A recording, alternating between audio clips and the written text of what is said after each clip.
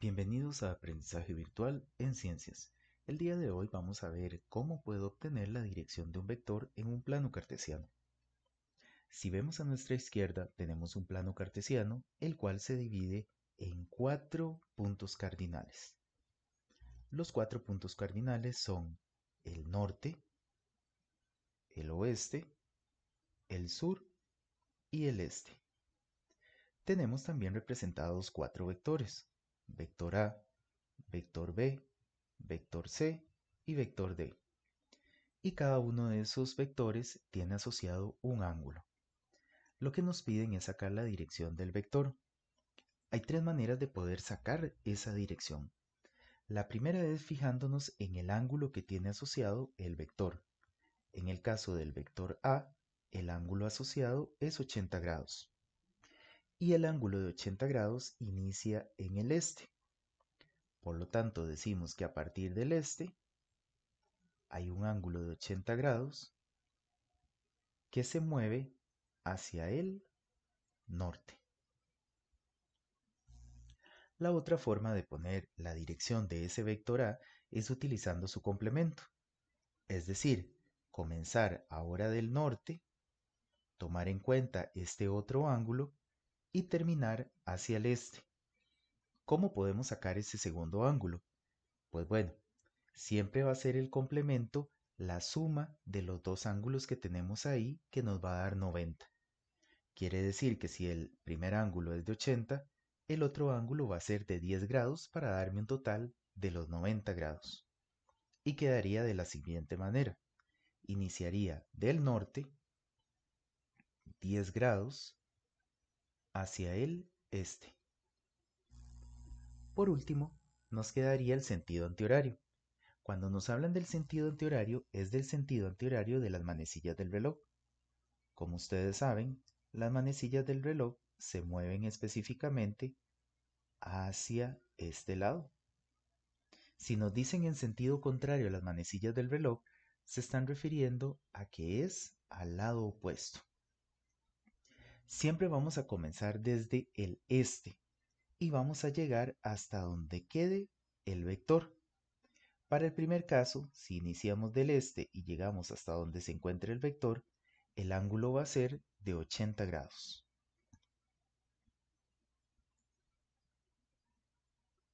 Y eso es lo que pondríamos únicamente en esa tercera forma. Lo que me está diciendo es que el vector A puede estar del este 80 grados hacia el norte. También podría estar del norte 10 grados hacia el este. O podríamos dar solamente con respecto al este 80 grados. Pasemos ahora al vector B. Para ello voy a borrar lo anterior. En el caso del vector B, lo que debemos de tomar en cuenta nosotros es el ángulo asociado a ese vector B. Por ejemplo, el ángulo que se encuentra asociado al vector B es 65 grados. Y 65 grados inicia del norte hacia el oeste. Por lo tanto, quedaría de la siguiente manera.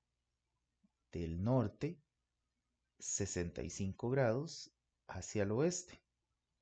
O su complemento, que sería este otro ángulo de aquí. ¿Cómo lo sacamos? Recordemos que la suma de los dos ángulos siempre me va a dar 90. Y como el primero es de 65, pues obviamente el otro es el de 25.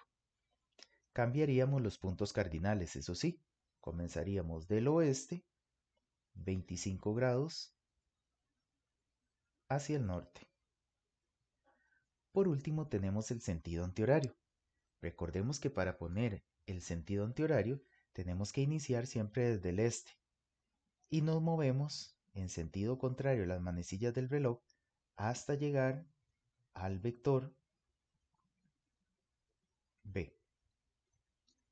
¿Cómo podemos sacar nosotros cuánto mide todo ese ángulo? Bueno, si sabemos que del este hasta el norte mide 90 grados, tendríamos que sumarle nada más 65 para poder obtener el resultado final.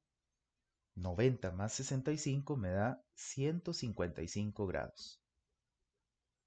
Eso quiere decir que para encontrar el vector B, o para dar la dirección del vector B, yo puedo utilizar norte 65 grados al oeste, o su complemento, oeste 25 grados al norte, o el sentido antihorario 155 grados. Para concluir, tenemos el vector C.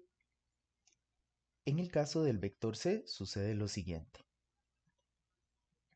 Este vector está asociado a un ángulo de 25 grados. Ese ángulo de 25 grados está pegando al oeste. Por lo tanto, debemos de iniciar del oeste hacia el sur, quedando de la siguiente manera. Del oeste, 25 grados hacia el sur. O su complemento. El complemento sería lo que le hace falta a 25 para llegar a 90, que en este caso daría 65. Y comenzaríamos al revés. Ahora es del sur, 65 grados hacia el oeste. Para concluir tendríamos el sentido antihorario. Recordemos que el sentido antihorario siempre comienza del este y nos estaríamos moviendo del este, pasando por el norte, pasando por el oeste. Hasta ahí tenemos 180 grados, pero le tenemos que agregar los 25 grados que faltan para poder llegar al vector C. En este caso 180 más 25 me daría 205 grados. Les dejo el último ejemplo a ustedes del vector D.